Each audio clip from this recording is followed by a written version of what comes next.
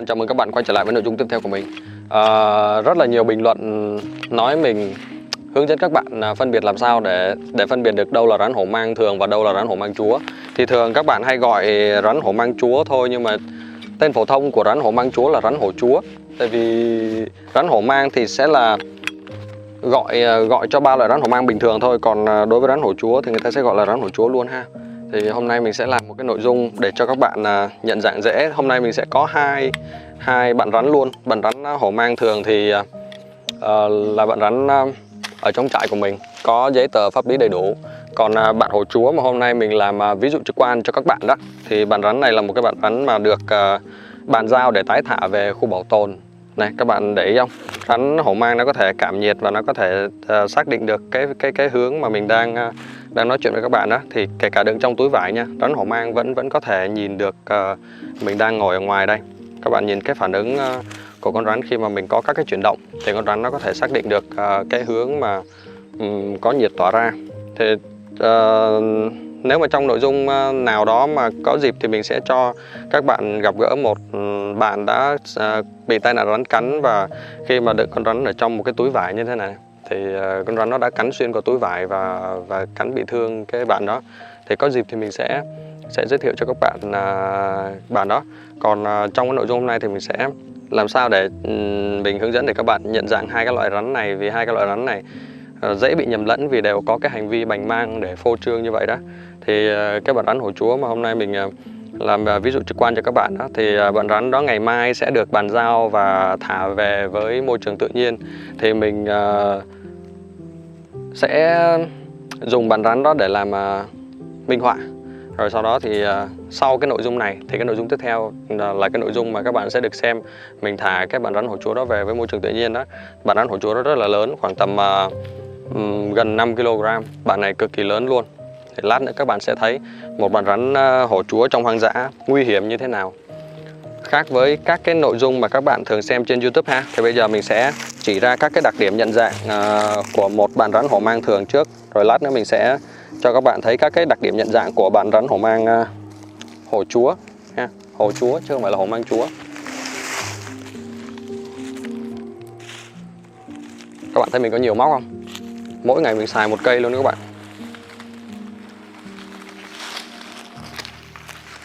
Bạn rắn này thì chắc các bạn biết rồi đúng không? Gặp trong các nội dung trước rồi.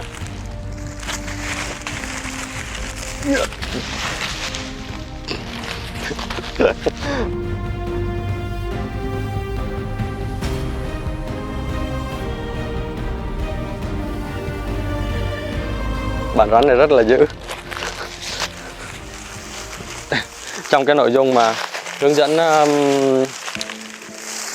bắt rắn an toàn đó, cái quy trình làm sao để bắt một bạn rắn bỏ vào trong túi để cho nó an toàn đó, thì mình đã giới thiệu cho các bạn rồi.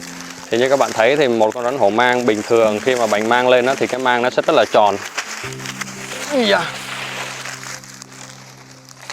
Để mình dọn mấy cái cây này qua để cho các bạn xem cho dễ ha. Để quay xịch lên đây chút xíu đi để nhìn cái mang cho nó dễ. Bạn rắn hổ mang này có thể phun nọc nên là mình sẽ cẩn trọng một chút xíu ha. Các bạn thấy không? Các bạn để ý này, cái mang khi mà rắn hổ mang bành ra thì nó sẽ có hình tròn, và cái chiều dài của bạn rắn này chỉ khoảng tầm 1m4 cho đến 1m50 thôi. Còn đối với một con rắn hổ chúa thì chiều dài có thể lên đến 3m50 cho đến gần 4m ha. Bạn rắn một lát nữa mình giới thiệu các bạn đó, có cái trọng lượng rất là lớn nên là cái chiều dài nó sẽ rất là dài.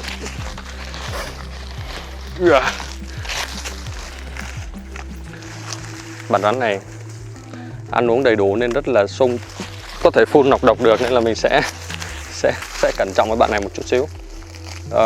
Các cái bạn rắn mà được nuôi ở trong trại đó thì sẽ ít bành mang phô trương hơn là rắn rừng. Vì vậy nên là cái việc mà làm ví dụ trực quan thì nó sẽ khó hơn một chút xíu, nhưng mà không sao. Bây giờ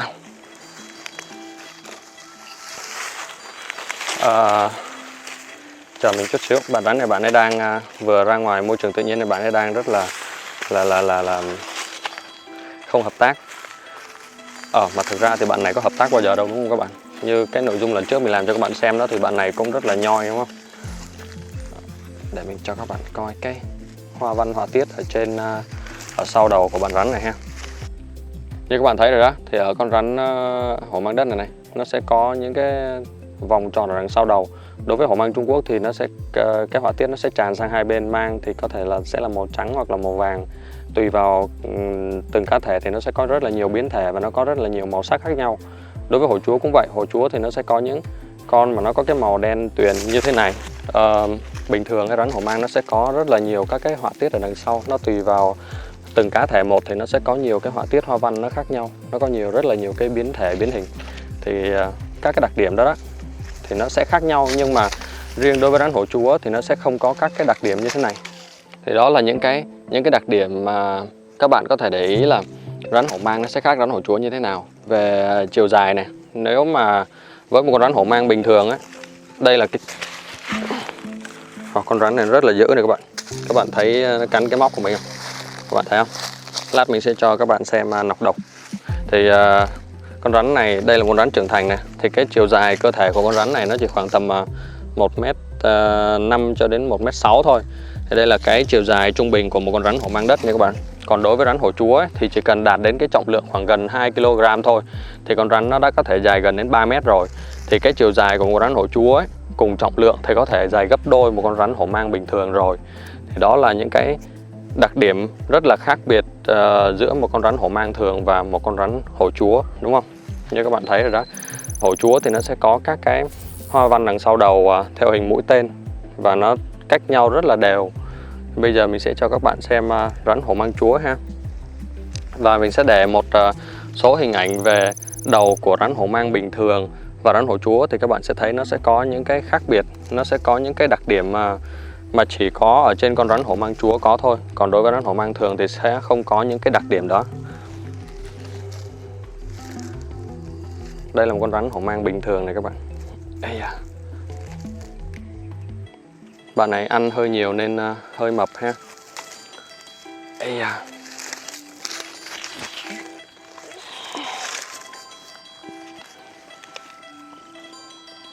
Ok, bây giờ mình sẽ lấy túi để mình cho bạn này vào nhé.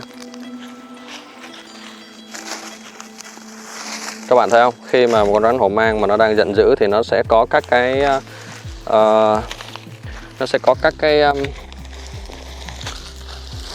cái hành vi, có những cái hành vi nó chuyển mình rất là nhanh và các bạn không thể nào mà các bạn đoán trước được cái hành vi tiếp theo của con rắn là gì. Và cái tốc độ chuyển người của một con rắn hổ mang nó rất là nhanh. Vì vậy nên nếu các bạn mà không có đủ công cụ dụng cụ, không có đủ phương tiện, không có đủ kỹ năng thì các bạn không nên làm những cái động tác nguy hiểm như thế này ha. Thì nó sẽ chỉ cần xảy ra một cái sai lầm nhỏ thôi thì các bạn có thể phải trả giá bằng một cánh tay hoặc là tính mạng của mình. Nó rất là nguy hiểm. Vì vậy nên là trong phần cảnh báo của mình có một cái phần miễn trừ trách nhiệm ở trong đó. Tức là khi mà các bạn xem thì đây chỉ là những cái video hướng dẫn để cho các bạn xử lý rắn ở trong tình huống bắt buộc thôi. Còn nếu mà không bắt buộc phải làm cái chuyện đó thì các bạn tuyệt đối không làm những cái động tác này ha. Bây giờ mình sẽ cho các bạn xem cái nọc độc của con rắn khi mà nó cắn và nó bơm vào cái tay cầm của cái móc này. Ý, cái móc này mình được một người bạn người Nam Phi tặng, Chris đó các bạn. African Snake Bite này. Nó có thương hiệu, có link của cái web luôn đó. Nếu mà các bạn muốn mua thì các bạn có thể lên trang web để các bạn đặt hàng về. Này các bạn thấy không? Đây là nọc rắn khi mà rắn nó cắn vào cái miếng mút này nè thì nó sẽ tiêm ra rất là nhiều nọc ha. Thì đối với một con rắn mà có trọng lượng 2 kg này á, thì nó sẽ cho ra 1.6 cho đến 2.4 ml nọc độc tươi. Với 2.4 ml đó thì các bạn biết là cái độc lực của nó rất là kinh khủng và nó có thể giết chết được một người bình thường rất là nhanh ha, rất là nguy hiểm. Bây giờ mình sẽ cho các bạn xem rắn hổ chúa. Khi mà các bạn làm việc với rắn độc như thế này này, tay của các bạn nó sẽ có nọc độc. Các bạn tuyệt đối không được chạm vào mắt. Tại vì chạm vào mắt thì nó sẽ không khác gì với cái việc mà một con rắn cắn bạn. Tại vì các cái phần niêm mạc của các bạn á, nó rất là niêm mạc ở trong mắt á, nó không khác gì cái phần da phía bên dưới lớp da của các bạn. Nếu mà các bạn mà bị nọc bắn vào mắt thì nó sẽ đau giống như là các bạn bị cắn vậy đó. Ok, bây giờ mình sẽ cho các bạn xem tận mắt một con rắn hổ chúa hoang dã nó nguy hiểm như thế nào nha. Như các cái nội dung lần trước khi mà mình nói sơ về rắn hổ chúa cho các bạn biết á, thì rắn hổ chúa là một cỗ máy giết chóc luôn.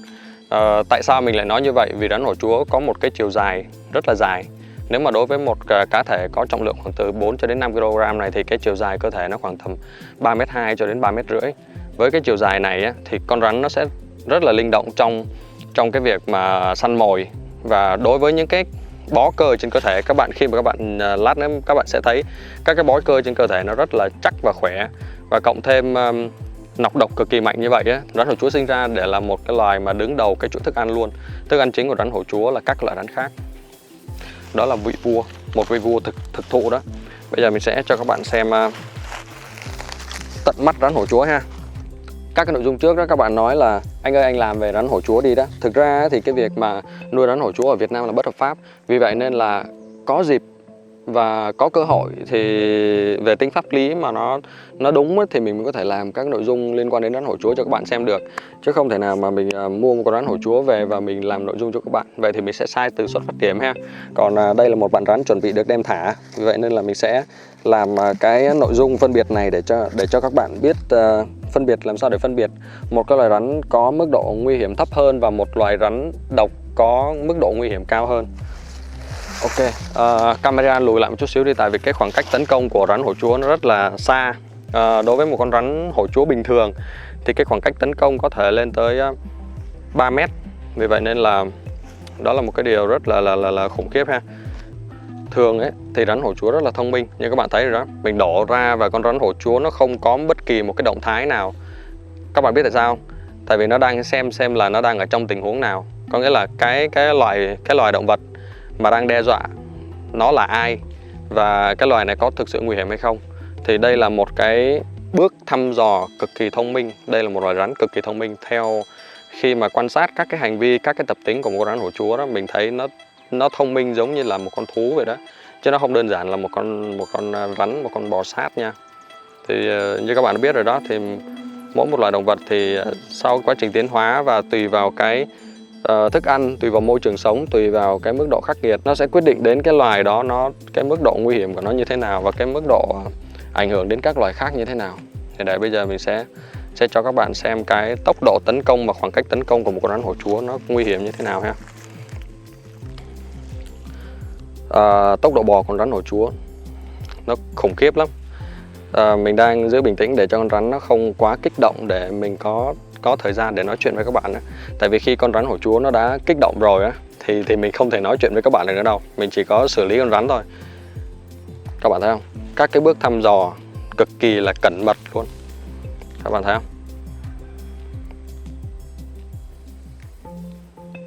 Đây là một con rắn hổ chúa đực trưởng thành, có cái màu sắc rất là đẹp. Đây không phải là một con rắn hổ chúa màu đen nha. Nó có cái màu hơi nghiêng sang màu lá khô. Các cái vảy ở trên đầu đó, nó là các cái bản rất là bự.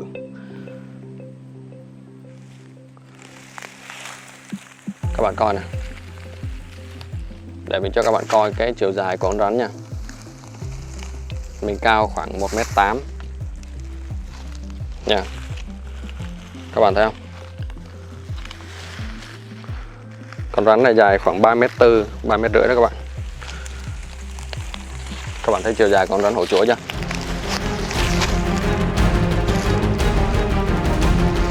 Khi mà các bạn xem các cái video ở trên YouTube và trên Facebook á, các bạn thấy có những cái chuyên gia ở nước ngoài, ví dụ như là Ấn Độ,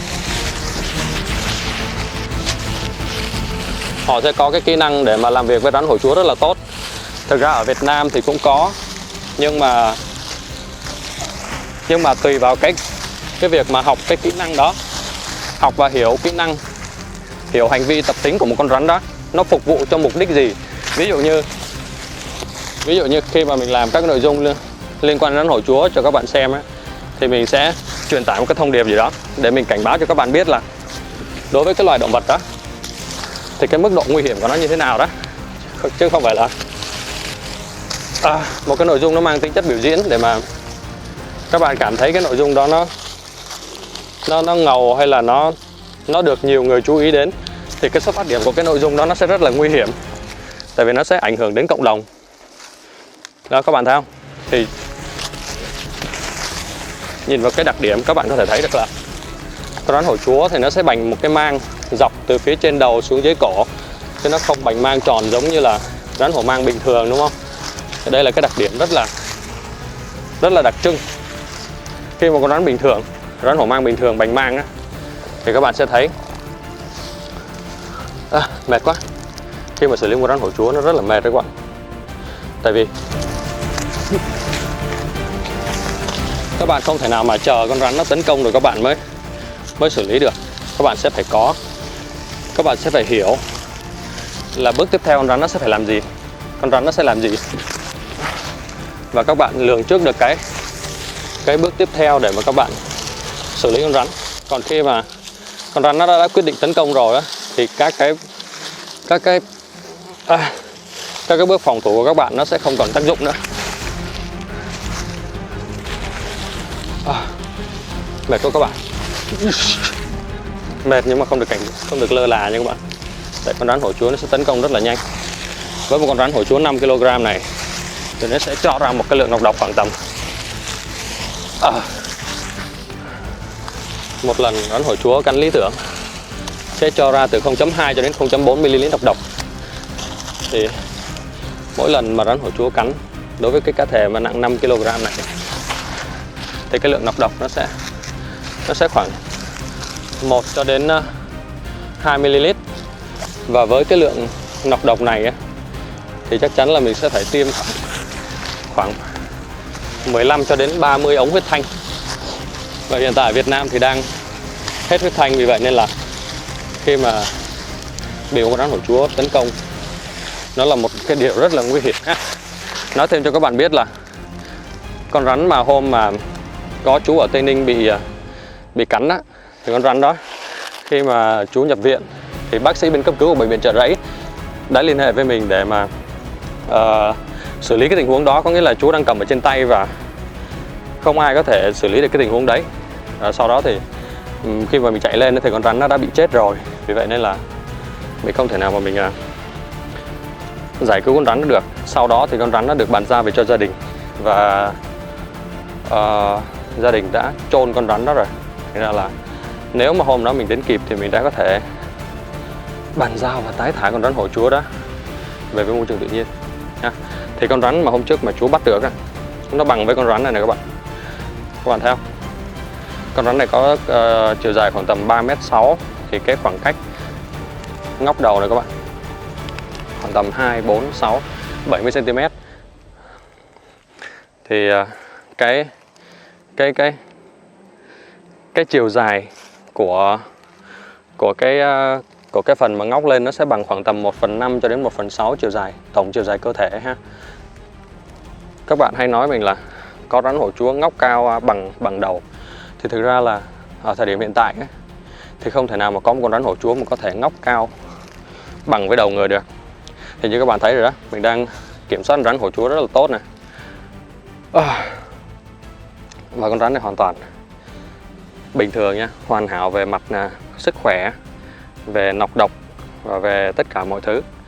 Không phải là mình sử dụng một cái thủ thuật gì đấy, hoặc là mình sử dụng một cái loại thuốc bôi gì đấy để mà mình khống chế con rắn này.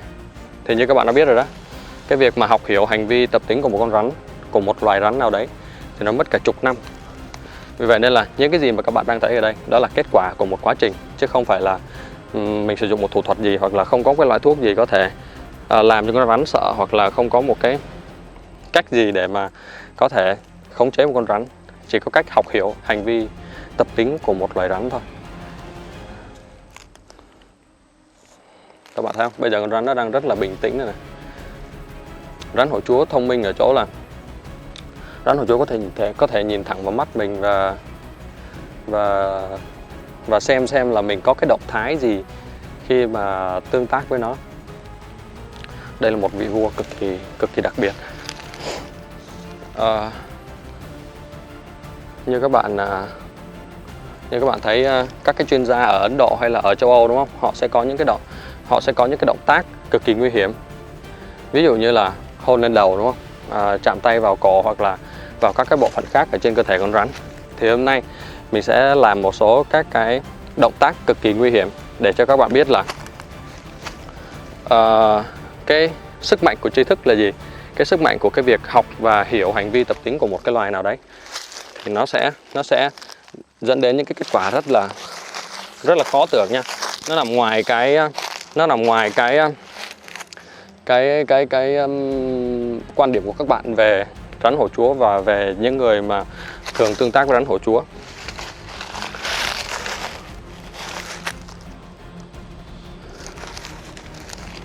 Ok, bây giờ mình sẽ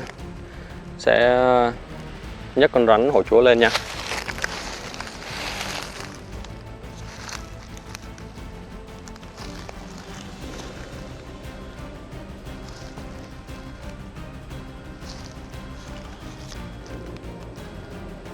Con rắn hổ chúa nó đang nhìn thẳng vào mình, vậy nên là mình phải, các bạn thấy không? Các bạn thấy con hổ chúa nó thông minh không?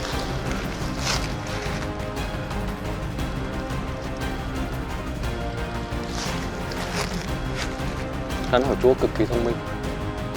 Tất cả các cái động thái của các bạn thì con rắn hổ chúa nó có thể hiểu và nó có thể nhận biết được hết. Đây là một trong những cái kỹ năng làm việc với rắn độc cực kỳ cao.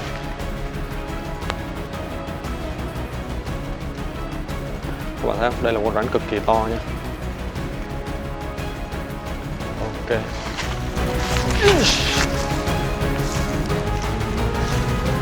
Các bạn thấy không? Rồi bây giờ mình cho các bạn xem nha. Một cái kỹ năng khác cực kỳ nguy hiểm này.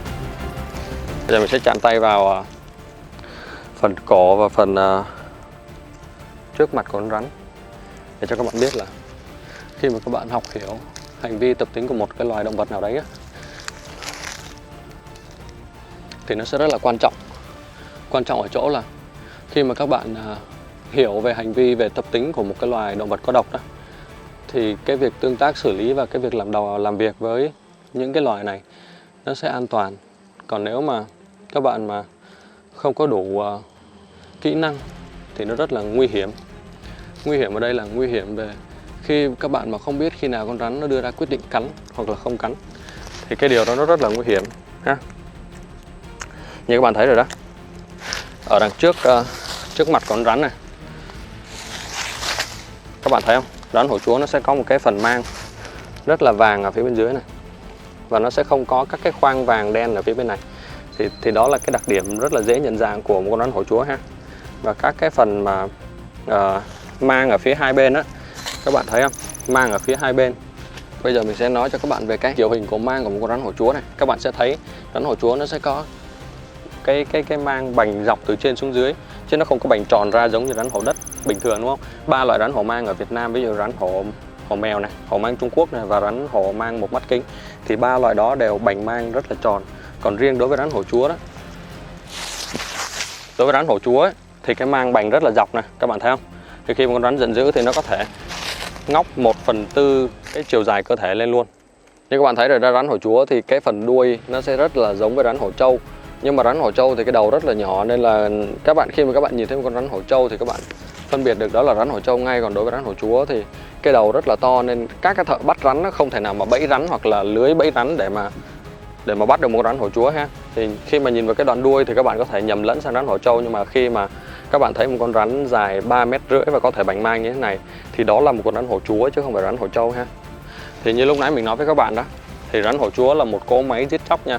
Tại vì đó là lý do tại sao mà một con rắn hổ chúa có thể ăn được một con kỳ đà hoặc là ăn được tất cả các loại rắn độc khác. Ví dụ như là rắn hổ mang này, cặp nong, cặp nia, đó là những loại rắn độc khét tiếng mà các bạn biết, đúng không?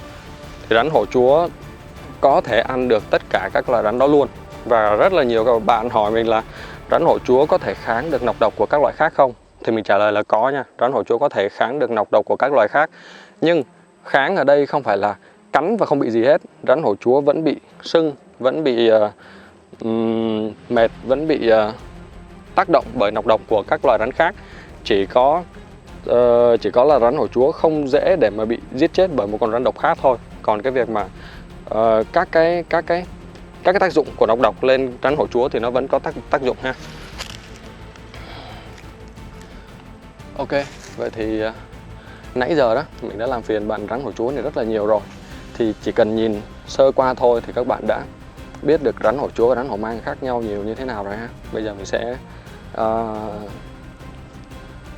cất bạn rắn hổ chúa này đi, giữ bạn hổ chúa này lại, và trong nội dung tiếp theo thì các bạn sẽ được xem cái nội dung mà mình đi thả bạn rắn hổ chúa này, và mình sẽ giới thiệu với các bạn các bạn trẻ mà đã thuyết phục gia đình, thuyết phục người thân để mà thả bạn rắn hổ chúa này về với môi trường tự nhiên, và gia đình đã đồng ý và không bán và không mua bán và không giết mổ bạn rắn này, để mà bạn rắn này có cơ hội để về với cái ngôi nhà của mình ha.